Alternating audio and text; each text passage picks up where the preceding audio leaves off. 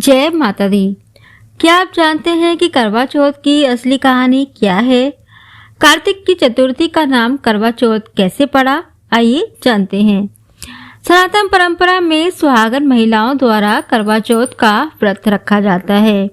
यह व्रत हिंदू परंपरा का खास प्रतीक है। विवाह और दाम्पत्य की मधुरता और पवित्रता का प्रतीक यह त्योहार हर तरीके से बेहद खास होता है।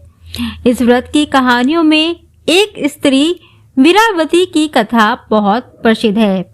वीरावती एक सेठ की पुत्री है और उसके 7 भाई हैं। करवा चौथ व्रत के दिन वह भूल से बिना चांद देखे भोजन कर लेती है। इससे उसके पति की मृत्यु हो जाती है और बाद में वह पश्चाताप और अनुष्ठान करती है, जिससे उसका पति जीवित हो जाता है। करवा चौथ के तौर पर लगभग सभी ने यह कथा सुनी है। असल में यह सिर्फ व्रत का लाभ बताने वाली कथा है। कार्तिक की चतुर्थी का नाम करवा चौथ कैसे पड़ा, इसकी कहानी कुछ और ही है। असल में यह करवा नाम की एक दूसरी स्त्री की कहानी है, जिसने सावित्री की ही तरह अपने पति के प्राण यमराज से बचा लिए थे। तब यमराज ने करवा को उसकी पति श्रद्धा देकर वरदान दिया था कि इस विशेष दिन को तुम्हारे नाम के व्रत से जाना जाएगा और जो स्त्री ऐसा व्रत करेगी उसका अखंड सौभाग्य बना रहेगा। तब से ही करवा चौथ की परंपरा चल पड़ी है। आइए जानते हैं करवा चौथ की असली कहानी। प्राचीन समय में करवा नाम की एक पतिव्रता स्त्री थी।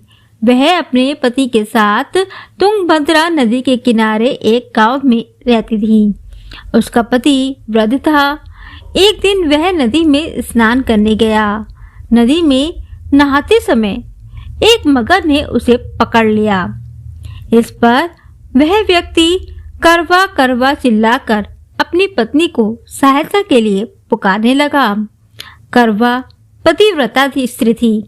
आवाज को सुनकर करवा भागकर अपने पति के पास पहुंची और दौड़कर कच्चे धागे से मगर को आन करके बांध दिया।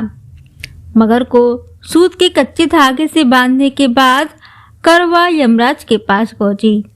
वे उस समय चित्रगुप्त के खाते देख रहे थे।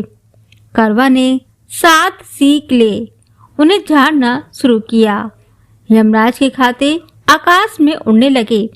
यमराज घबरा गए और बोले, देवी तुम क्या चाहती हो? करवा ने कहा, हे प्रभु, एक मगर ने नदी के जल में मेरे पति का पैर पकड़ लिया है। उस मगर को आप अपनी शक्ति से अपने लोक नरक में ले आओ और मेरे पति को चिरायु करो। करवा की बात सुनकर यमराज बोले, देवी अभी मगर की आयु शेष है, अतः आयु रहते हुए मैं असमय मगर को मार नहीं सकता। इस पर करवा ने कहा, यदि मगर को मारकर आप मेरे पति की रक्षा नहीं करोगे तो मैं श्राप देकर आपको नष्ट कर दूंगी। करवा की धमकी से यमराज डर गए। वे करवा के साथ वहां आए जहां मगर ने उसके पति को पकड़ रखा था। यमराज ने मगर को मारकर यमलोक पहुंचा दिया और करवा के पति की प्राण रक्षा कर उसे दीर्घायु प्रदान की। जाते समय वह करवा को सुख समृद्धि देते हुए गए तथा यह भी वर दिया, जो स्त्री इस दिन व्रत करेगी उनके सौभाग्य में की रक्षा मैं करूंगा। करवा ने पतिव्रत के बल से अपने पति के प्राणों की रक्षा की थी। इस घटना के दिन से करवा चौथ का व्रत करवा के नाम से प्रचलित हो गया। जिस दिन करवा ने अपने पति के प्राण बचाए थे उस दिन कार्तिक मास के कृष्ण पक्ष की चौथ थी। हे करवा माता, जैसे आपने अपने पति के प्राण की रक्षा की वैसे ही सबके पतियों के जीवन की रक्षा करना। तो आप सभी को करवा चौथ की हार्दिक शुभकामनाएं।